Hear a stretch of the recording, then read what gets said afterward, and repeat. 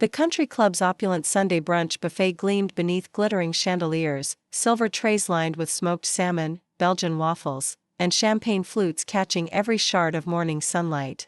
But at our table, draped in crisp white linen and surrounded by neatly polished cutlery, the air was anything but festive. I sat stiffly in a simple black dress, Target, not designer.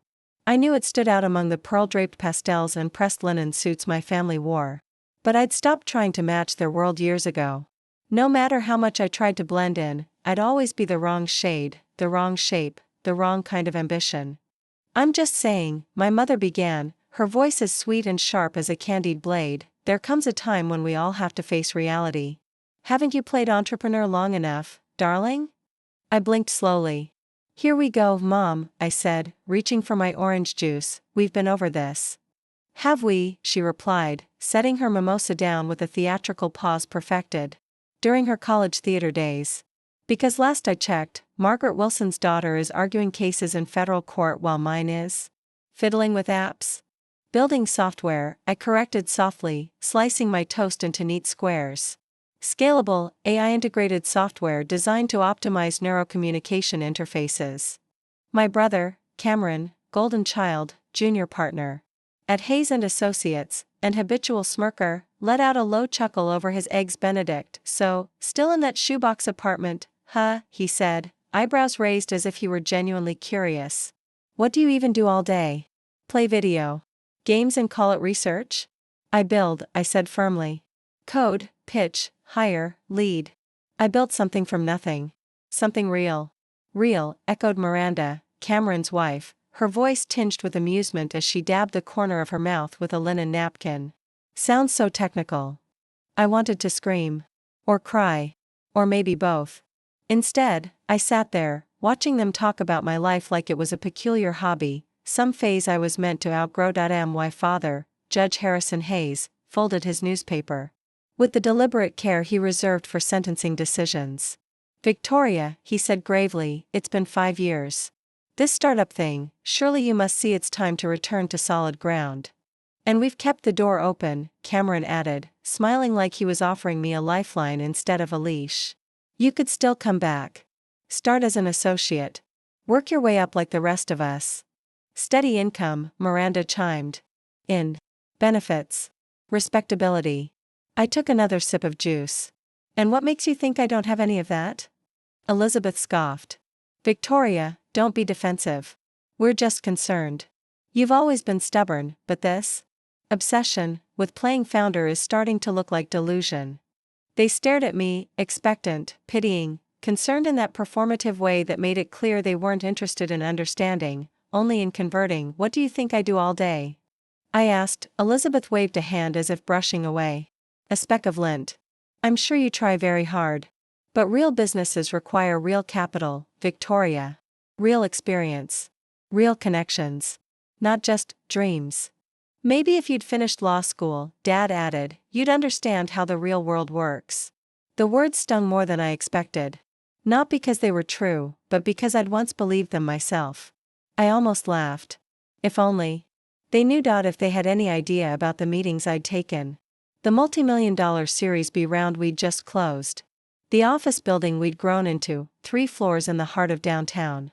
The acquisition offers I'd politely declined because I wasn't done building yet. Instead, all they saw was a girl in a black dress who refused to conform. "Margaret Wilson's daughter," Elizabeth continued, clearly not finished, "is a federal prosecutor. Do you know how easy it is to say that at the club? But when someone asks what my daughter does, what am I supposed to say? That you play with computers?" My phone vibrated against the table, cutting through the rising tension like a thunderclap. Unknown number. Normally I would have ignored it, but something, call it fate, instinct, or divine timing, made me glance at the screen. .212 area code, New York. "I need to take this," I said, standing. "We're in the middle of a family discussion." Elizabeth protested. "I know," I said calmly. "This will just take a moment." I walked away from the table, every eye on my back, their whispers following me like perfume. "Hello? Miss Victoria Hayes?" The voice was crisp, professional. "This is Jessica Chin with Forbes magazine. I'm calling to confirm your interview for our upcoming cover feature." My heart stopped. Cover, feature? I repeated, that's correct. You and your company, Neuralink, have been selected as our startup of the year. We're featuring your story in next month's Tech Rising Stars issue. We'd like to schedule the final interview and a photo shoot. I stared out the floor-to-ceiling window at the manicured golf course, unable to move. We're particularly interested, Jessica continued, in covering your recent $50 million Series B funding round and the acquisition offers you've received, especially the one from Google. I blinked, stunned into silence. Miss Hayes? Yes, I said quickly. Yes. This week would be perfect. Excellent. I'll have my assistant send over the schedule. Thank you, I said, voice trembling. Thank you. As I ended the call, I turned back toward the table. My family was still seated, still oblivious. Still mid-intervention, they had no idea that their embarrassment, their disappointment, their concern, had just been steamrolled by one phone call. I slid my phone back into my purse and returned to the table. Important call? Cameron asked, that same smirk tugging at his lips. You could say that, I replied. Elizabeth leaned in. Victoria, we're trying to help you. This resistance to reality isn't healthy. What do you consider reality, Mom? Success, she said firmly. Stability. Professional respect. The kind of accomplishments that matter. Dad nodded. Success isn't about chasing fantasies. It's about building something real. Like being in Forbes? I asked, biting back a smile. Miranda laughed. Exactly. If your little laptop project made it into Forbes, now that would be impressive. Interesting, I said, opening my phone again. You should mention that. Cameron raised an eyebrow. Don't tell me you applied for one of those startup contests. I turned the screen toward them, scrolling to the Forbes announcement that had just gone live. Not exactly. Their faces shifted slowly from curiosity to confusion to stunned silence. The headline read, From Dorm Room to $500 million, the Victoria Hayes Success Story. The screen displayed Neuralink's logo, my name, and a photo of me from our last investor event. Below that, a single line, Startup of the Year. Series B, $50 million. Acquisition offers pending. Cameron grabbed the phone, scanning the article. $500 million, he whispered. Valuation, I corrected smoothly. The acquisition offers are higher. Elizabeth's mimosa glass slipped from her hand and shattered on the marble floor, and for once, she didn't even notice. The sound of the glass shattering seemed to echo louder than it should have. Several heads turned at nearby tables, whispers sparked like wildfire, and yet for once, Elizabeth Hayes didn't flinch. She didn't glance around to see who was watching, didn't call for the manager or blame the waiter. She was frozen, staring at my phone like it was a grenade that had just exploded in the center of our perfectly curated table. Acquisition offers, my father asked, his voice barely more than a whisper. His judge's tone was gone now, replaced by something quieter, more uncertain. Google's been persistent, I replied calmly, folding my hands in my lap. But I'm more inclined toward the Tesla partnership. Their neural integration projects align better with our long-term goals. Miranda, who until now had been delicately eating strawberries with a tiny silver fork, was staring at me like she didn't recognize the woman sitting across from her. Tesla? You mean Elon Musk's Tesla? The very same, I said. They've shown interest in our real-time neural processing systems. Applications range from adaptive driving interfaces to accessibility tech for individuals with paralysis. Cameron was still scrolling through the Forbes article, his mouth slightly open. It says here, he mumbled, you started the company with $5,000? My savings, I nodded. From tutoring in college. I bought a refurbished laptop and paid for hosting. That was enough to launch the first prototype. $50 million in Series B? Elizabeth's voice sounded like she was choking on air. The A round was $12 million, I said. Our clients include several hospitals, 2 major tech firms, and we're piloting government contracts as we speak. Dad leaned forward, his knuckles white against the table's edge. Victoria, how long have you been? He paused, unsure which word to even use. Successful? I tilted my head thoughtfully. Depends how you define it. Profitable? About 2 years. Industry recognition? 18 months. Financial independence? Around 6 months ago. The maitre d' approached with napkins and staff. In tow to clean up the broken mimosa glass, but Elizabeth waved them off absently, still staring at the article. She hadn't blinked in nearly a minute. Why didn't you tell us? Cameron asked finally, looking up with a hollow expression. Why keep this from us? I stared at him a moment, then said slowly, would you have believed me? Or would you have accused me, again, of being delusional? Silence. I continued. The first time I told you I had an investor meeting, you said it was probably some scam. When I landed our first client, Dad told me to keep my expectations low. When TechCrunch wrote about us, Mom said she hoped I wouldn't let it go to my head. No one spoke, and when I didn't immediately move into a penthouse or start driving a Range Rover, you assumed it meant I was failing. You never once thought I might be succeeding on my own terms. My mother finally blinked. But you live in that tiny apartment 3 blocks from my office, I said. Walking distance, quiet, great for thinking. And the car? Dad asked, almost pleading. That old Toyota? Efficient. Reliable. Low profile. I didn't need more attention. Investors already give me enough. Miranda's brow furrowed as she asked softly, how many employees do you have? 47. I said. Though we're scaling aggressively. The Forbes article's probably going to double our applicant pool this week alone.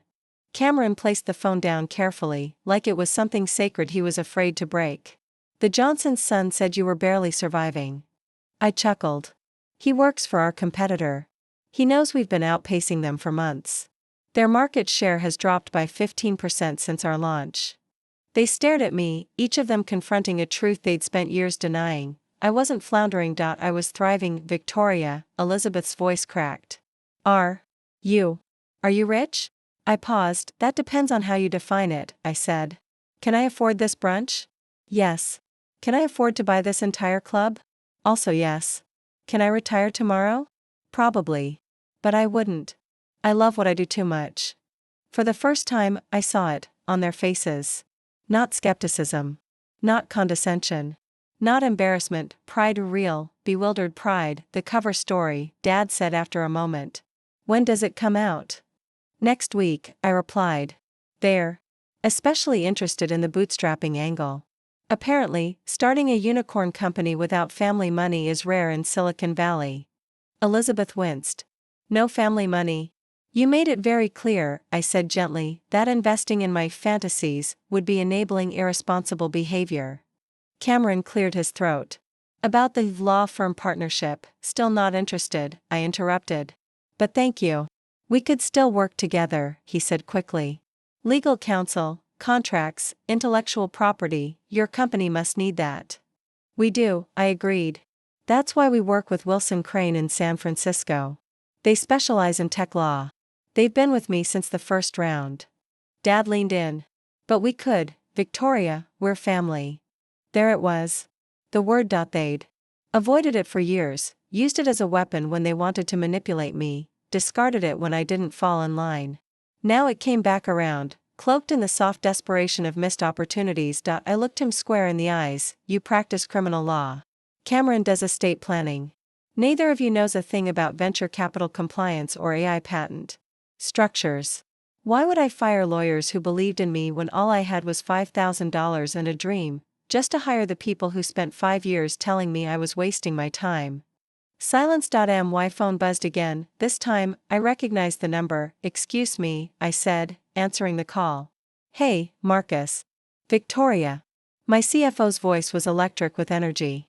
Have you seen the Forbes traffic? Our site's crashed 3 times this morning. We've had 17 acquisition inquiries since the article dropped. Expected, I said, watching my family's stunned faces. Any serious offers? 3, all above our target range. Want me to block time? Tomorrow? Let's aim for Tuesday. I've got the Forbes shoot Monday. You got it. Also, congrats. This is huge. Thanks, I said, ending the call. I set my phone down. Business? Dad asked quietly. Always, I replied. Success doesn't pause for brunch. Elizabeth was still looking at me like I'd grown a second head. Then, finally, she asked a question I hadn't expected. Victoria, are you happy? I blinked. Of all the things she could have said, That wasn't one I saw coming. Yes, I said, surprised by how easily the word came. I love what I do. I love the team I've built. I love the problems we're solving. I wake up every day excited. She nodded slowly, absorbing it. Even with all the stress? The uncertainty? I smiled. Mom, we have 2 years of expenses banked. Clients lined up. Offers from global corporations. The only uncertainty now is which opportunity to pursue next. Cameron glanced at the phone again. 17 acquisition inquiries in one morning? The Forbes effect, I said. Though, we've had steady offers for months. Miranda reached across the table. Her voice was soft, hesitant. Victoria? I owe you an apology. We all do. I studied her. Was this sincerity or strategy, for not believing in you? For mocking what you were building? For acting like we knew better? Elizabeth added, for calling your dream a fantasy. Dad nodded. For saying you were embarrassing the family. Cameron sighed. For acting like we were the only ones who knew what success looked like. I let the silence stretch. They meant it, at least, some of them did. But words are easy, apologies are nice, I said slowly. But they're not enough. Elizabeth frowned. What do you mean? I mean, do you understand now why I stopped coming to family dinners? Why I kept my company, my progress, my life, from all of you? They exchanged glances. Because we weren't really helping, Dad said slowly. We were just trying to make you conform. Because we only knew one version of success, Cameron added. Because we judged, Elizabeth said, voice low. When we should have listened. I nodded. And? Miranda met my eyes. And we were wrong. The waiter came by with a fresh coffee cup, clearly trying to reset some sense of normalcy at the table. I glanced around. New families had arrived, food was being served, laughter floated in the air. Our table, though, was steeped in revelation. I should go, I said, standing. I've got calls to make. 17 offers don't review themselves. Victoria, wait, Elizabeth stood too. Can we start over? Maybe dinner this week. I looked at her. At all of them, what would be different? Everything. She said quickly. No judgment. No lecturas. Just us. Learning about you. Really learning. Cameron raised his hand. No more offers about the law firm. Dad added, no more comments about your apartment or car. No more talk of embarrassment, Elizabeth said, voice trembling. I swear. I looked at them. The same people who'd mocked, doubted, dismissed me. And yet, they were also my family, and sometimes, victory isn't in being right. It's in being heard. Dinner sounds nice, I said. But I choose the restaurant. Dad smiled. Of course. And I'm paying. You don't have to, Elizabeth began. I want to, I said, picking up my purse. I can afford it now, remember? My phone buzzed again. This time, the caller ID read, Elon Musk. I raised an eyebrow, looked at their stunned faces, and smiled. I really do need to take this, I said, already walking away. Is that? Cameron started. The Tesla partnership, I said over my shoulder. We've got a world to change. 3 months later, the hum of activity inside Neuralink's new headquarters echoed with a different kind of energy than we had in the early days. This place wasn't a co-working space or a borrowed conference room anymore. It was ours. Polished floors, transparent glass walls, whiteboards filled with code, ideas, dreams. The buzzing sound of innovation wasn't just metaphorical, it was literal here. Lives were being changed. Futures rewritten. I stood in the spacious lobby, watching as construction workers placed the final LED panels along our mission statement wall. We build tomorrow by empowering the human mind today. My assistant, Clara, walked up briskly, tablet in hand. Your family's here for the tour. I turned and followed her gaze. There they were, Elizabeth, regal in her tailored blazer and heels. My father, upright and observant, still walking with the slow confidence of a man used to commanding courtrooms. Cameron, a little stiffer than usual, and Miranda by his side, nervous but clearly trying. They looked around the Neuralink lobby like tourists visiting another planet. They came, I said softly. Clara smiled. You didn't think they would? I hoped they would, I said. Hope is different than expecting. She nodded and disappeared back into her schedule, giving me a moment before I approached them. Elizabeth turned first. Victoria. She stepped forward and embraced me. Not the cold, air-kiss version I'd grown up with, but an actual, warm hug. This place is stunning, she said, looking around. It's like stepping into a future I didn't know existed. Wait until you see the labs, I replied. We're doing things even I didn't think were possible 3 years ago. Dad shook my hand and smiled, genuinely. 47 employees the last time we saw you. How many now? 93, I said.